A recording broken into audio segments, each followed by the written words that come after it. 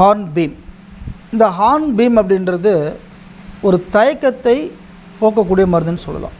மைண்டுக்கு ஒரு எனர்ஜியோடு இருப்பாங்க, ஆக்டிவாக இருப்பாங்க, சுறுசுறுப்பாக இருப்பாங்க. காலையில் எந்திரிச்சதுலேருந்து சாயங்காலம் ஓடுற வரைக்கும் அப்படி ஓடிக்கிட்டே இருப்பாங்க, தேன் பூச்சி மாதிரி. இந்த ஆர்வம் வந்து பார்த்திங்கன்னா ரொம்ப தேவைன்ற எல்லா விஷயத்திலும். நீங்கள் என்ன படிக்கிறதா இருந்தாலும் சரி, எந்த ஒரு விஷயம் செய்தால் முதல்ல ஆர்வம் இல்லைன்னா செய்ய மாட்டீங்க. நீங்கள் ஒரு விஷயத்தை யாராவது ஃபோர்ஸ் பண்ணி நீங்கள் ஆர்வமே இல்லாமல் செய்வீங்களா? செய்ய மாட்டீங்க. ஆனால் இதே உங்களுக்கு தேவையான ஒரு விஷயம், உங்களுக்கு ஒரு ஆர்வமாக இருக்குன்னா அது எப்படி செய்கிறீங்க? ஒரு வெறித்தனமாக செய்கிறீங்களா? உங்களுக்குள்ளே வருதில்லை, எதாக இருந்தால் வந்துட்டு போகுது. மற்றவனுக்கு ஆர்வம் இருக்காது, ஆனால் உங்களுக்கு ஆர்வம் இருக்கும்ல. எஸ்கே அஸ்ட்ரோ ஆன்மீக சேனல் நேயர்களுக்கு என்னுடைய அன்பு வணக்கம். நான் உங்கள் மேட்டூர் செல்லமணி, மலர் மருந்து சிகிச்சையாளர்னு சொல்கிறோம். ஸோ இப்போ நம்ம பார்க்க போகிற மலர் மருந்து என்னென்னா ஹார்ன் பீம். இந்த ஹார்ன் பீம் அப்படின்றது ஒரு தயக்கத்தை போக்கக்கூடிய மருந்துன்னு சொல்லலாம். ஹார்ன் பீம் அப்படின்னா, இந்த ஹார்ன் பீம் அப்படின்றது ஒரு சுறுசுறுப்பாக ஆக்டிவாக இருக்கிறதுக்கு. யாருக்கெல்லாம் சுறுசுறுப்பாக ஆக்டிவாக இருக்கிறது பிடிக்காது? எல்லாருக்கும் பிடிக்கும் தானே. யாராவது ஒரு சோம்பேறித்தனமாக இருக்கிறது ரொம்ப பிடிக்கும்னு யாருமே சொல்ல மாட்டாங்க. யாராவது சோம்பேறித்தனம் இருந்தாலும் நமக்கு பிடிக்காது. சுறுசுறுப்பாக இருக்கணும்னு எல்லாருக்கும் பிடிக்கும். சுறுசுறுப்பாக ஆக்டிவாக ஒரு வேலையை செய்கிறதுக்கு மைண்டுக்கு ஒரு எனர்ஜி தேவை. இந்த ஹார்ன் பீம் அப்படின்ற பாசிட்டிவ் தன்மையாளர்கள் மைண்டுக்கு ஒரு எனர்ஜியோடு இருப்பாங்க, ஆக்டிவாக இருப்பாங்க, சுறுசுறுப்பாக இருப்பாங்க. காலையில் எந்திரிச்சதுலேருந்து சாயங்காலம் ஓடுற வரைக்கும் அப்படி ஓடிக்கிட்டே இருப்பாங்க, தேன் பூச்சி மாதிரி. மண்டைக்கு ஒரு ஆறு நடிக்கணும் அப்படின்னா இந்த ஹார்ன் பீம் தான் தேவைப்படும். மண்டைக்கு ஒரு ஆறு நடிச்சு அப்படி இருக்கும், பளிச்சுன்னு வெளிச்சம் வருது இல்லைங்களா, வெளிச்சம் பளின்னு நடிக்குதுன்ற மாதிரி. மனசுக்குள்ளே ஒரு ஆர்வம் அப்படின்றாங்க. ஆர்வம் மென்மைன்றாங்க, எதிர்மறை திறமை. நெகட்டிவ் பர்சன்ஸ் என்ன, ஆர்வமே இருக்காது வாழ்க்கை. எதுலையாவது வரும், என்னத்தை போய் வாழ்க்கையில் என்ன பண்ணுறதுன்னு தெரியல, ஒரே குழப்பம். என்ன ஒரு இன்ட்ரெஸ்டெல்லாம் பேசுவாங்க நிறைய பேர், எதுலேயுமே இன்ட்ரெஸ்ட் இருக்காது. இந்த ஆர்வம் வந்து பார்த்திங்கன்னா ரொம்ப தேவைன்ற எல்லா விஷயத்திலும். நீங்கள் என்ன படிக்கிறதா இருந்தாலும் சரி, எந்த ஒரு விஷயம் செய்தால் முதல்ல ஆர்வம் இல்லைன்னா செய்ய மாட்டீங்க. நீங்கள் ஒரு விஷயத்தை யாராவது ஃபோர்ஸ் பண்ணி நீங்கள் ஆர்வமே இல்லாமல் செய்வீங்களா? செய்ய மாட்டீங்க. ஆனால் இதே உங்களுக்கு தேவையான ஒரு விஷயம், உங்களுக்கு ஒரு ஆர்வமாக இருக்குன்னா அது எப்படி செய்கிறீங்க? ஒரு வெறித்தனமாக செய்கிறீங்களா? உங்களுக்குள்ளே வருதில்லை, எதாக இருந்தால் வந்துட்டு போகுது. மற்றவனுக்கு ஆர்வம் இருக்காது, ஆனால் உங்களுக்கு ஆர்வம் இருக்கும்ல. உங்களுக்கு ஆர்வமாக இருக்கிற விஷயத்தை செய்கிறீங்கள. ஏன் எல்லா விஷயத்திலும் செய்ய முடியலைன்னா மற்ற விஷயத்தில் எனக்கு ஆர்வம் இல்லை. அப்போ என்னுடைய ஆர்வம் என்னென்னு நம்ம கண்டுபிடித்து யோசி. ஸோ இந்த மருந்துக்கில் மிக முக்கியமான வேர்டு என்ன சொல்லியிருக்காங்கன்னா மண்டே மார்னிங் ஃபீவர்னு சொல்கிறார்.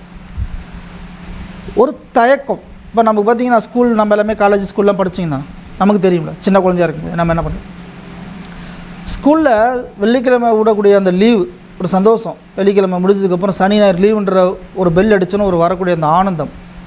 வெள்ளிக்கிழமை முடிச்சதுக்கப்புறம் ரொம்ப என்ஜாய் பண்ணுவோம், சனிக்கிழமை என்ஜாய் பண்ணுவோம். ஞாயிற்றுக்கிழமை சாயங்காலத்துக்கு மேலே நமக்கு ஒரு பிரச்சனை வரும், நாளைக்கு ஸ்கூலுக்கு போகணும். அப்போ தான் ஃபோன் பண்ணி கேட்போம். அப்போ ஃபோன் இல்லாத கட்சத்தில் ஃப்ரெண்டு வீட்டுக்கு போய் கேட்போம், டே நாளைக்கு என்னடா பரிச்சு வச்சுருக்காங்க, இது வச்சுருக்காங்களா, ஐயோ எனக்கு தெரியாது, நான் நோட்ஸ் எழுத சொல்லியிருக்காங்க, ஐயோ நான் எழுதலையே. அப்போ என்ன ஆகுதுன்னா, வேலைக்கு போகிறவங்களுக்கு இந்த பிரச்சனை இருக்குது.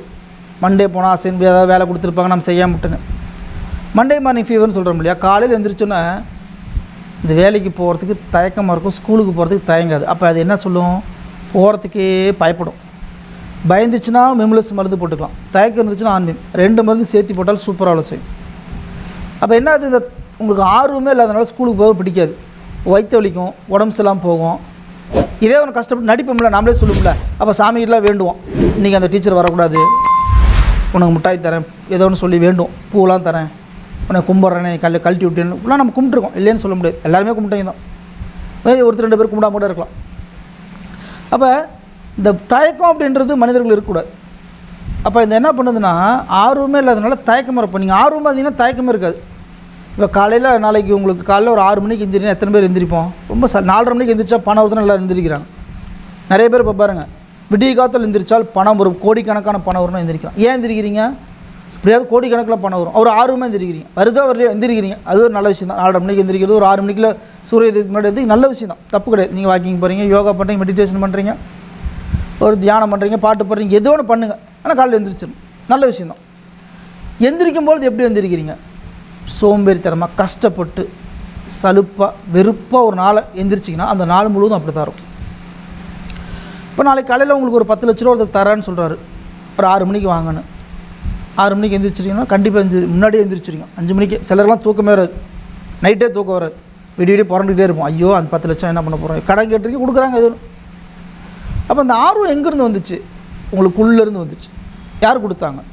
பணம் அப்படின்றதுல பணம் எல்லாருக்குமே ஆர்வமாக இருக்கணும், பணம் வருன்றோம். ஸோ இந்த மலர் மருந்துகள் எடுத்தால் பணம் வருன்றாங்க, வரும்.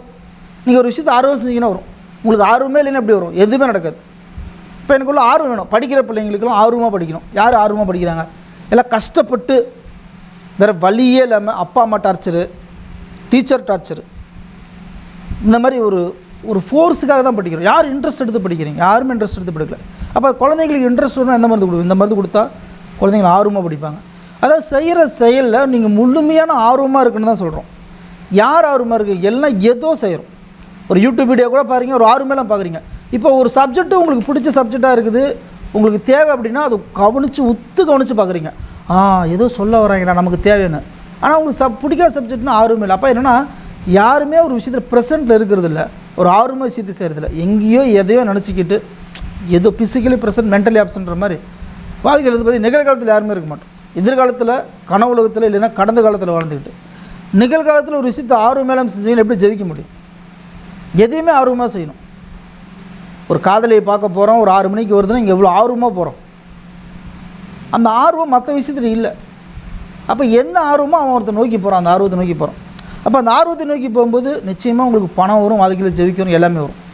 ஸோ மண்டே மார்னிங் ஃபீவர்னு சொல்லியிருக்கேன். அந்த மருந்துக்கில் ஒரு உற்சாகமாக இருன்றோம். அதேமாதிரி மைண்டுக்கு எனர்ஜின்றோம். ஒரு மைண்டுக்கு எனர்ஜி. காலையில் பார்த்தீங்கன்னா எந்திரிக்கும் போது சோம்பலாக இருக்குன்றீங்களா, சோம்பல் நீக்கக்கூடிய மருந்துலாம். சுறுசுறுப்பான டானிக்குன்னு கேட்குறீங்களா, சிலர் கேட்பீங்கள ரத்த புஷ்டிக்கு வேணும், நரம்பு புஷ்டிக்கு வேணும், ரொம்ப ஆக்டிவாக இருக்கிறதுக்கு மருந்து.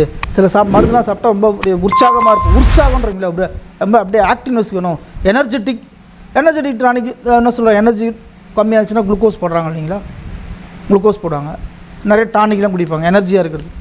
அந்த மாதிரி இது மைண்டுக்கு குடிச்சிங்கன்னா பயங்கரமாக செய்வது. ஒரு குளுக்கோஸ் போடுற லெவலுக்கு உங்களுக்கு மைண்டுக்கு ஒரு ஆற்றல் கொடுக்கும்.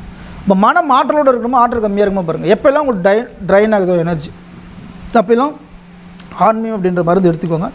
நிச்சயமாக உங்களுக்குள்ள ஒரு எனர்ஜி வரும். வாழ்க்கையில் எனர்ஜியோட ரொம்ப சந்தோஷமாக வாழ்க்கையை ஃபேஸ் பண்ணுறதுக்காக ஒரு அற்புதமான மருந்து தான் எனர்ஜி. வாழ்க்கையில் எல்லாத்துக்கும் ஆர்வம் தேவை. ஆர்வமாக இருந்தீங்கன்னா பணம் கூட வரும், எதுவுமே வரும், உங்களுக்கு எல்லாமே நல்லது நடக்கும். நல்ல விஷயம் தானே. அப்போ இது எல்லோரும் கொண்டு போய் சேர்க்கிறது உங்கள் கையில் இருக்கு இல்லையா?